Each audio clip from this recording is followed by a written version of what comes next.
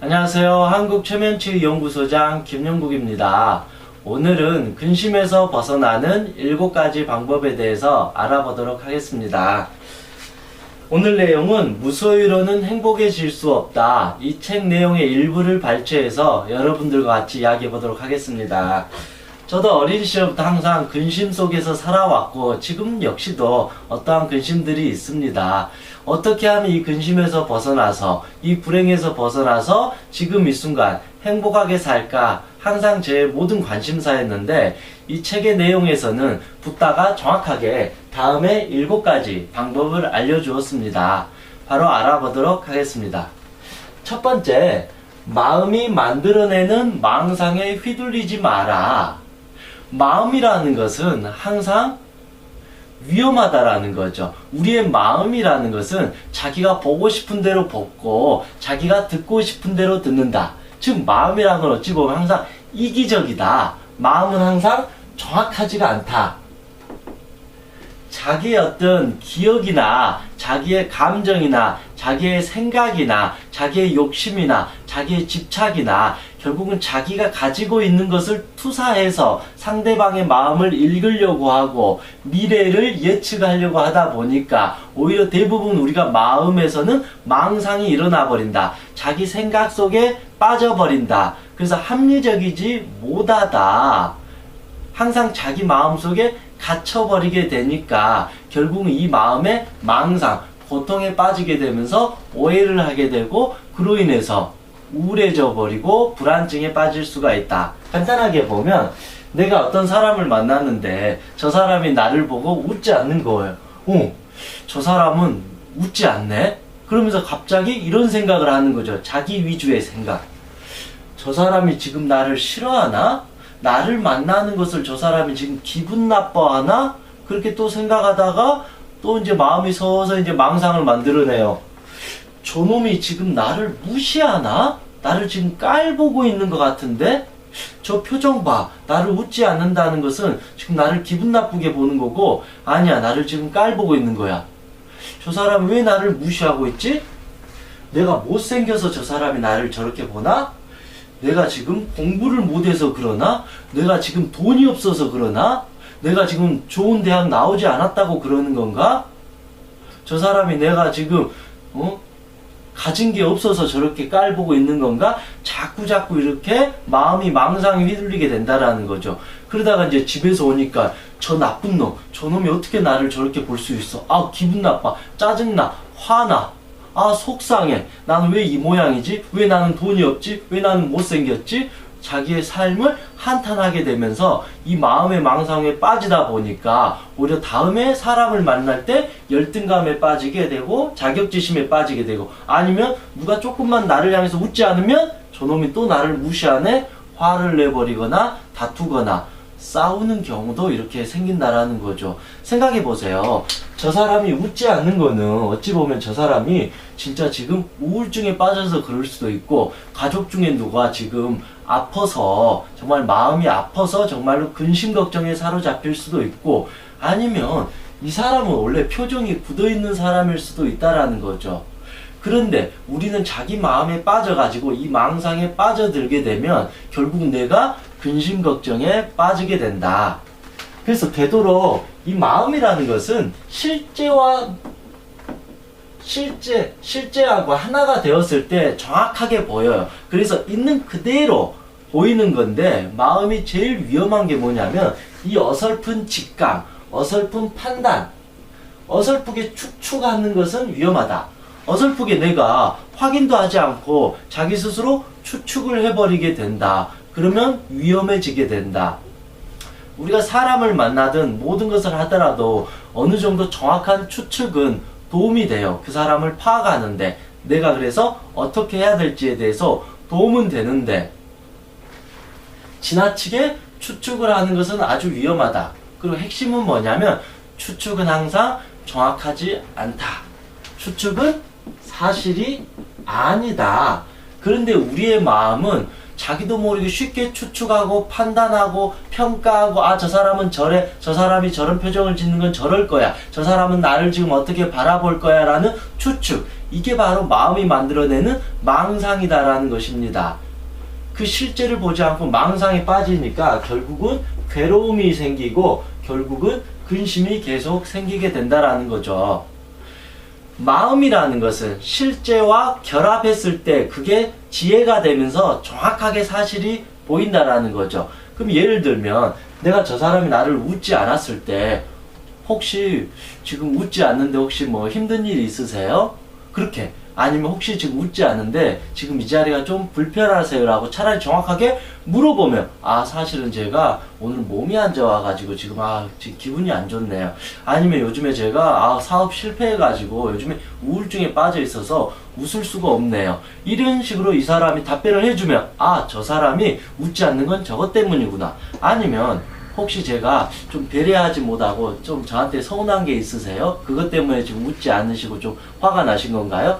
예, 사실은 저는 이렇게 해주길 바랬었는데 누구씨가 이렇게 하는 거 같아서 좀 마음이 불편합니다. 아, 그렇군요. 그럼 제가 조금 이 부분에 대해서는 제가 실수한 것 같습니다. 다음부터는 이렇게 해주도록 하겠습니다. 이렇게 마음이라는 게 사실은 소통이 이루어지면 해결이 되는데, 우리는 너무 쉽게 추측하고 판단하고 평가해버림으로써 이 망상에 휘둘리게 되고, 이 망상에 빠지니까 결국은 고통과 근심 속에 빠지면서 매일 고민하고 생각할 수밖에 없다. 마음이라는 것은 실제와 결합하지 않으면 무조건 망상이다. 그래서 어설프게 추측하고 판단하지 말자. 도저히 내가 정확하게 모른다면 그 사람한테 진심으로 물어보는 것이 차라리 낫다. 그래서 마음이라는 것은 정말로 이 망상을 한번 만들어내버리면 이 우주와 같아요. 그만큼 마음이라는 건 참 위대하기도 하지만 무섭다라는 거죠. 그래서 어설프게 추측하고 판단하고 생각하는 것은 되도록 금지해야 된다. 그것은 망상이 되고, 망상을 하게 되면 우리는 우주 속에 미아가 된다. 즉, 이 말은 어떠한 것도 해결하지 못하고 떠돌이가 되어버리니까 머릿속이 정신이 없어지게 되니까 생각이 여기로 갔다 저기로 갔다 자기 생각에 중심이 없게 된다. 그게 바로 고통과 불행, 근심으로 빠진 첫 번째 길이라고 붓다는 말하고 있습니다. 두 번째, 욕심과 원한을 갖지 마라. 이건 누구나 다 아는 내용이죠. 근데 붓다는 행복에 있어서 가장 위험한 적 두 가지를 말했어요. 그게 무엇일까요? 우리가 행복해지고 싶은데 이 행복을 방해하는 가장 위험한 두 가지 적, 바로 욕심이고 원한입니다. 욕심이라는 것은 어떤 걸 말할까요? 내 능력에 맞지 않게 과하게 기대하는, 쉽게 말하면 도둑놈 심보죠.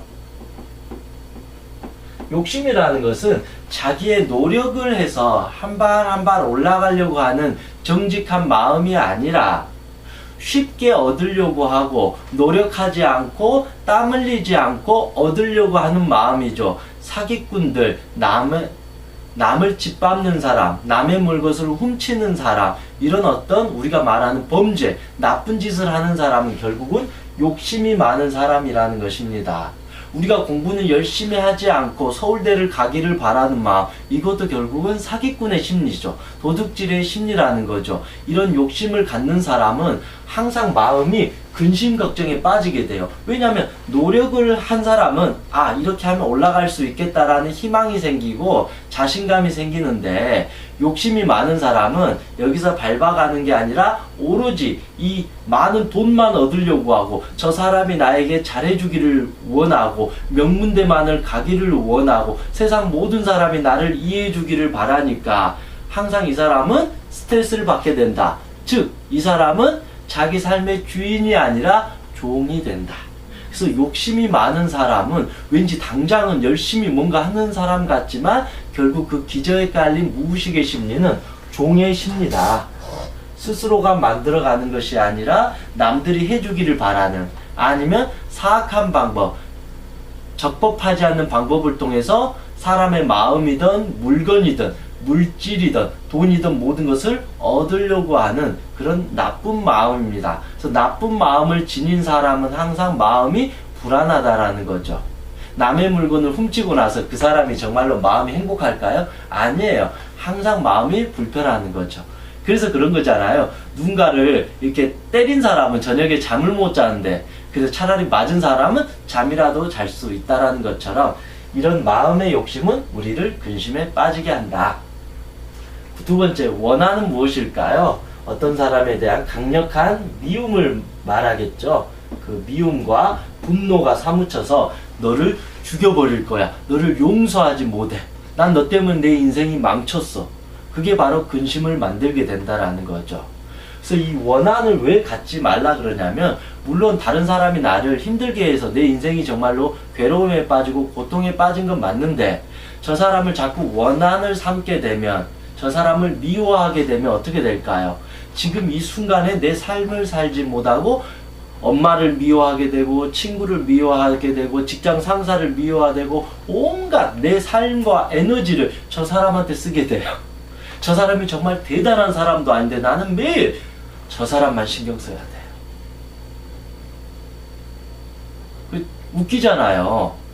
저 사람을 정말 미워하면 저 사람을 원망하는 것까지 이해할 수 있는데, 저 사람을 미워하고 원망을 계속 하면 할수록 나라는 소중한 사람이 내 일에 집중하는 게 아니라 그 모든 에너지를 저 사람을 미워하고 원망하는데 하루 이틀 10년을 보내버리면 내 인생은 없어진다. 이 또한 결국 욕심을 갖고 원한을 계속 갖는다라는 것은 내 인생의 주인이 아니라 또 종이 되어버린다.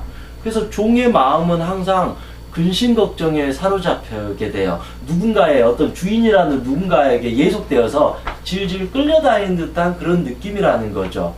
자기 스스로 주체적인 삶을 살지 못하기 때문에 항상 근심하고 걱정하고 그런 어떤 나약한 마음이 점점 생길 수밖에 없다. 그래서 우리가 근심에서 벗어나기 위해서는 욕심을 버리자. 욕심을 버리기 위해서는 있는 그대로 생긴 대로 살자. 현실을 정확하게 인정하고 받아들이면서 지금 이 순간부터 내 능력에 맞게끔 최선을 다해서 목표를 향해서 다가가서 행복이라는 곳에 도착하자. 누군가를 원한을 갖고 미워하면 할수록 내 삶이 파괴되고 근심 걱정에 사로잡히기 때문에 빨리 그 사람을 용서해주고 내 갈 길을 가는 것이 지혜롭고 현명하다. 그렇게 말하고 있습니다. 세 번째, 목표를 향해서 끊임없이 전진하라. 그리고 나서 성과의 기쁨을 누려라. 이게 바로 어떤 근심에서 벗어나는 세 번째 방법인 것입니다. 우리의 대부분 괴로움은 어디에서 생길까요? 우리는 왜 괴로울까요? 이 괴롭다라는 것은 결국은 이 욕심, 탐욕 때문에 생겨요. 그 2번하고 비슷하지만 탐욕이라는 건 그냥 욕구가 많은 거예요. 그러니까 사실은 이 컵에 물이 한 반 정도 담겼어요. 근데 탐욕이 많은 사람은 이 물이 반만 담긴 것도 화가 나는 거. 왜 물이 이거밖에 없어? 아, 짜증나, 화나. 난 이걸로 만족할 수 없어. 이건 물도 아니야. 왜 이렇게 나는 이렇게 부족한 거야? 왜 내 인생은 이렇게 처량한 거야? 처참한 거야? 왜 나는 이렇게 가진 게 없는 거야? 계속 이렇게 불만을 갖고 탐욕을 이뤄낸 사람은 항상 이제 고통 속에 빠지는 건데, 물이 반이 담긴 걸 보고 와, 아직도 물이 많이 담겼구나. 다행이다. 감사합니다. 지금부터 더 열심히 해서 이 물을 채워가도록 노력하겠습니다. 이렇게 한 사람은 근심 걱정이 아닌데, 평생 이 사람은 왜 물이 이거밖에 없어? 그러면서 평생 이 물에 반만 담긴 것만 이제 보면서 살아간다라는 거죠. 그러면 그럴수록 물이 조금씩 줄어들기만 해도 불안해하고 우울해지고 자기 삶을 한탄하고 원망하면서 살아갈 수밖에 없다. 그래서 탐욕이 많으면 많을수록 상대적으로 근심 걱정이 많아지고 불행해질 확률이 아주 높아질 수밖에 없다라는 것입니다. 그래서 우리가 행복하게 살기 위해서는 목표를 설정하고 그 목표를 향해서 끊임없이 노력을 해서 그 노력에 따른 어떤 성과의 기쁨을 누리면서 비로소 행복해질 수 있다. 근데 더 중요한 건 뭐냐면, 이 어떤 목표, 노력, 이 행복을 위해서 가장 중요한 거는 정당한 방법으로 했느냐. 탐욕이나 욕심이나 나쁜 거는 정당하지 않은 방법으로 이루려고 하니까 항상 근심 걱정에 사로잡히게 되는데, 정당한 방법에 의해서 목표를 향해서 노력해서 성과의 기쁨을 얻는 자는 진정 그대는 행복한 사람이라고 말할 수 있다라는 것입니다. 그래서 항상 우리가 행복해지기 위해서는 그냥 아무것도 하지 않고 그냥 나는 행복하다 해서 행복해지는 게 아니라 내가 정말 원하는 꿈이나 목표가 있다라면 그를 정말 노력해서 얻었을 때 이것처럼 기쁜 행복은 없다. 그래서 항상 정당한 방법으로 노력해서 당신이 원하는 목표, 어떤 꿈을 내 것으로 만들어가면 이 또한 근심에서 벗어나는 방법이라고 생각합니다. 왜냐하면 대부분 근심을 한 사람은 뭘까요? 그냥 걱정만 하는 거예요. 근데 이 걱정의 말의 뉘앙스를 한번 잘 생각해 보세요. 걱정이라는 이 단어의 뉘앙스가 뭐예요? 걱정한다. 그러면 저는 이게 걱정이라는 제가 단어를 지금 떠올리면 어떤 게 생각이 나냐면 첫 번째 걱정한다라는 거 아무것도 안 한다. 그리고 두 번째 나는 왠지 할 수 없을 것 같다. 그리고 세 번째 내가 이거 한다고 해서 무엇이 달라질까? 왠지 네 번째 누군가가 도와줘야지 내가 할 것 같다. 다섯 번째 이거를 할 용기가 나지 않는다. 그런 어떤 무책임하고 게으르고 아무것도 하지 않으려고 하는 그런 어떤 나약한 심리, 적극적이지 못한 심리가 걱정 속에 담겨 있다라는 거죠. 그래서 이 걱정을 한 사람은 결국은 결과가 어떻게 나올까요? 걱정만 한 사람의 결과는 그래서 난 안 돼. 그래서 난 못해. 이게 엄마 때문이야. 이게 아빠 때문이야. 난 노력해도 안 돼. 난 자신감이 없어. 내가 할 수 있을까? 그런 어떤 패배주의적인 그런 부정적인 생각에 빠지게 되니까 결국은 겁쟁이가 되는 거고 두려움 공포에 휩싸이게 되니까 자꾸 근심, 걱정 속에 인생을 허비하게 되니까 결국은 후회만 하는 인생이 되어버리게 된다. 그래서 이 근심이라는 것은, 걱정이라는 것은 당신을 정체시켜버린다. 고인물은 썩어버릴 수밖에 없다라는 거죠. 그래서 지금부터 다시 우리가 목표를 잡고 그 목표를 향해서 꾸준히 나아가는 것도 필요하다고 생각합니다. 네 번째, 불쾌한 행동, 누군가가 나에게 불쾌한 행동을 하였을 때 자비로운 마음으로 그 사람을 이해해줘라. 이게 생각보다 말처럼 쉽지가 않습니다. 저 역시도 누군가가 불쾌한 행동을 하면 화가 나는 거죠. 이유 없이 친구가 나에게 짜증을 내거나 화를 내거나 오해를 하면 정말로 저도 화가 나잖아요. 용서할 수 없죠. 네가 왜 나한테 그럴 수 있어? 내가 뭘 잘못했길래? 너 때문에 짜증난다. 화난다. 저 역시도 당장 언성을 높여서 싸우고 싶다라는 거죠. 그런데 사실은 저도 예전에 친구들과 그런 일이 있을 때 자주 싸워봤는데 싸우고 나니까 정말 제 감정만 더 찝찝해지고 더 짜증나고 저 사람 만나는 게 또 불편해지고 항상 오히려 또 머릿속은 복잡해지고 그랬던 것 같아요. 그런데 누군가가 불쾌한 행동을 했을 때 첫 번째 우리가 처음엔 짜증이 나요. 왜냐하면 내가 봐도 잘못 안 한 것 같은데 저 사람이 나에게 불쾌한 행동을 하면 기분이 나쁘고 짜증이 나는 건 사실이다. 근데 조금만 내가 시간을 갖고 지켜보면 어떠냐면 저 사람이 서서히 불쌍해져요. 그리고 또 시간이 서서히 지나면 저런 행동을 했던 저 사람이 어떨까요? 불쌍해져요. 이해되시나요? 어찌 보면 불쾌한 행동이라는 것은 정말로 저 사람은 왜 저런 행동을 하지 그런 거잖아요. 상식적으로 생각해도 저 사람은 진짜 분위기 파악 못하네. 저 사람은 저렇게 사소한 일로 화낼 정도로 멘탈이 약한 사람인가? 그런 정도라는 거잖아요. 저 사람은 진짜 마음이 너무 소심한가 봐. 저 사람은 너무 열등감이 많나 봐. 저 사람은 자기 감정 조절을 못하네. 저 사람은 분노 조절을 못하네. 저 사람은 타인을 배려하는 마음이 정말 없는 사람이네. 이랬을 때 우리가 이제 불쾌한 행동을 대부분 느끼게 되잖아요. 근데 잘 생각해봐요. 이 사람이 나에게 그런 불쾌한 행동을 한 거에 대해서는 내가 기분 나쁠 수 있지만 한 번만 달리 생각하면 그 사람이 조금 불쌍하다라는 거죠. 이 상황에서 저 사람은 저렇게 화를 낼 수밖에 없는 멘탈을 갖고 있구나. 이 상황에서 저 사람은 남을 배려도 못할 정도로 마음이 각박하구나. 저 사람은 그 정도로 열등감이 많구나라고 생각을 순간만 해도 저 사람이 나중에는 조금 있으면 불쌍해져요. 그렇잖아요. 그 사람이 지금의 나한테만 그런 게 아니라 여기에서 그럴 것이고 저기에서 그럴 거고, 그러다 보면 저 사람은 사람들로부터 외면을 받게 되고 때로는 비난을 받을 수도 있고 자칫하면 무시를 당할 수 있다라는 거죠.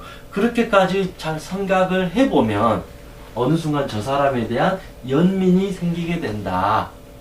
그럴 때 우리는 그것까지 보게 되면 저 사람의 행동은 잘못됐지만 저 사람을 너그러운 마음으로, 자비로운 마음으로 용서해 줄 알아야 된다. 그러면 내 마음이 근심에 사로잡힐까요? 편안해질까요? 나는 편안해진다라는 것입니다. 근데 저 사람의 불쾌한 행동을 가지고 같이 싸우고 화내고 다투면 기분이 좋아지나요? 행복해지나요?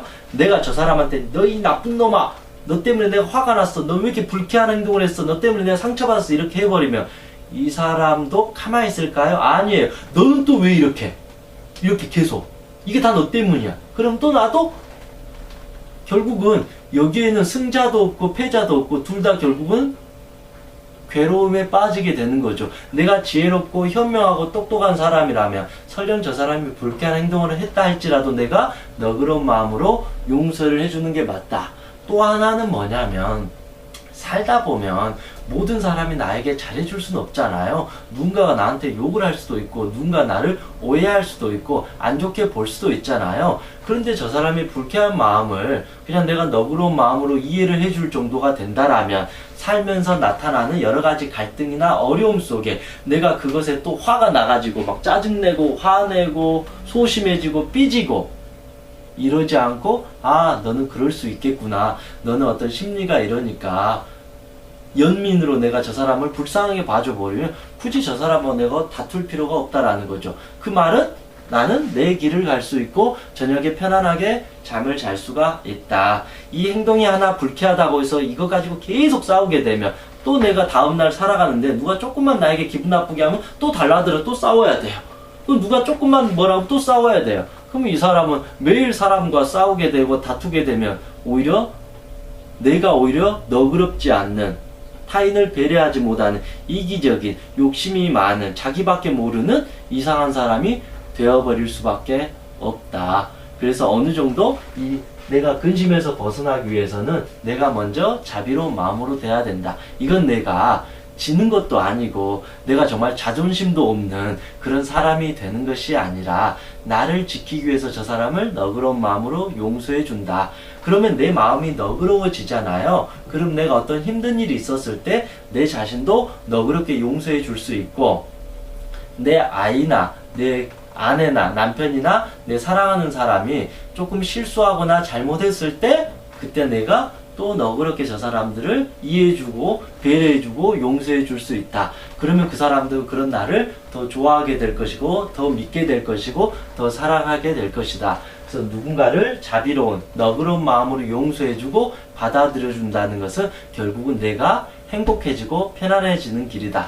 즉 근심 걱정에서 벗어나는 최고의 방법이 된다. 그래서 나를 위해서 하는 것이다. 그래서 마땅히 저 사람을 불쌍하게 때로는 너그러운 마음으로 받아들여주고 용서해주는 것이 아주 좋다라는 것입니다. 5번째, 남의 이익을 위해서 일하라. 예전 같은 경우에는 저는 이런 말을 별로 안 좋아했어요. 저 역시도 너무 힘들게 살아왔고 고생을 너무 많이 이렇게 하면서 살다 보니까 누군가를 막 도와주고 누군가한테 도움을 주고 내가 저 사람을 배려해주고 이런 마음이 저한테는 잘 생기지 않았어요. 나도 먹고 살기 힘들고 나도 지금 힘들어 죽겠는데 왜 나만 참아야 돼? 이런 마음으로 몇십 년을 살아왔는데 요즘에 들어서는 이게 정말 중요하다는 생각을 들어요. 여러분 한번 잘 생각해 보세요. 자기밖에 모르는 사람 있잖아요. 남은 죽든 말든 어떻게 살아도 한 푼이라도 10원이라도 더 얻어내려고 하고 악착같이 사는 사람들, 그 사람들을 봤을 때 여러분 마음이 어떠세요? 기분이 어떠세요? 정말 와, 저 사람 열심히 산다. 아, 저 사람은 행복해 보인다. 와, 나도 저 사람처럼 인생을 살고 싶다. 그런 마음이 들어요? 자기가 권력이 이렇게 많아가지고 약자를 괴롭히고 자기밖에 모르고 부하 직원을 심하게 질책하고 욕하고 독재자처럼 이렇게 사는 사람 보면 정말 저 사람의 삶이 부럽고 존경할 만하나요? 아니라는 거죠. 어찌 보면 그런 자기밖에 모르는 삶을 사는 사람 보면 우리는 때로는 화가 나면서, 두 번째는 불쌍해. 와, 인생을 저렇게밖에 못 살겠구나. 아이고, 누가 저런 사람을 좋아할까? 언젠간 저 권력, 돈 없어지면 완전히 저 사람은 비참해지겠구나. 저 사람은 가진 것만 해도 내가 봐서는 전혀 행복하지가 않아. 기뻐 보이지가 않아. 오히려 불쌍해 보여. 이런 마음이 더 생길 수밖에 없다라는 거죠. 근데 진짜 행복한 사람들은 다른 사람을 위해서 봉사하고 뭐 기부하고 남을 위해서 이렇게 애쓰는 사람들, 자기가 가진 것을 남한테 어떤 무료로 보시하고 내가 준 것을 통해서 저 사람이 정말로 조금이라도 기뻐했으면, 그런 마음을 이렇게 주는 사람을 봤을 때 우리는 정말로 존경스럽고, 와, 나도 저 사람처럼 살고 싶다. 그리고 그 사람의 얼굴 표정은 항상 밝고 행복하다라는 거죠. 그리고 또 장기적인 관점에서는 남의 이익을 위해서 이렇게 일하는 사람들은 결국은 자기의 성공을 얻게 된다. 오히려. 근데 자기밖에 모르는 사람들은 결국은 주변 사람들이 저 사람을 도와주고 싶겠어요? 저 사람을 좋아하겠어요? 안 해주는 거죠. 주변 사람들 어떻게 하면 저 사람들은 망했으면 좋겠다. 그런 마음을 가질 수밖에 없는데, 남의 이익을 위해서 선한 마음으로 베푼 사람들은 주변 사람들이 내가 도움을 받았으니까 나도 저 사람한테 도움을 언젠가는 주고 싶을 거야. 그러면서 항상 저 사람이 잘 되기를 응원하게 된다라는 거죠. 내가 조금이라도 도와줄 것이 있으면 저 사람을 도와줌으로써 이 사람은 오히려 남을 도와줌으로써 자기의 일도 좋아지게 되고, 그리고 이 사람은 수많은 사람을 자기의 어떤 지지자와 팬, 자기와 사랑하는 사람들이 많아지는데, 자기의 이익을 위해서 살아가는 사람은 오로지 나밖에 없고 너희들은 다 적이 되어버린다는 거죠. 좋은 사람과 나쁜 사람을 이렇게 설명할 수 있습니다. 좋은 사람은 어떤 사람을 좋은 사람이냐고 하냐면요, 조화로운 사람이 좋은 사람. 나쁜 사람은 어떤 사람이 나쁜 사람이냐면요, 나뿐인 사람, 나밖에 모르는 사람, 나뿐만이라고 생각하는 사람이 나쁜 사람. 다른 사람과 함께 서로 어울리면서 도와주고 도움을 받는 조화로운 사람이 바로 좋은 사람이라는 것입니다. 그래서 남의 이익을 위해서 일하는 사람, 이런 사람은 우리가 착한 사람은 아니죠. 뭐 남한테 잘 보이려고 하는 그런 착한 사람을 말한 게 아니라 선한 사람이겠죠. 이런 선한 마음으로 산 사람들은 결국은 복을 받게 되고, 악한 마음으로, 나쁜 마음으로 사는 사람들은 결국은 벌을 받게 된다. 어떤 제자가 스승한테 이렇게 물어봐요. 스승님, 저 사람은 정말로 나쁜 짓을 많이 했는데 왜 벌을 받지 않습니까? 나쁜 짓을 많이 했으니까 당장 벌 받아야 되는 거 아닙니까? 라고 물어보니까 스승이 이렇게 말하는 거죠. 그거는 저 사람이 뿌린 악업의 열매가 아직 무르익지 않았기 때문이다. 이 악업의 열매가 무르익기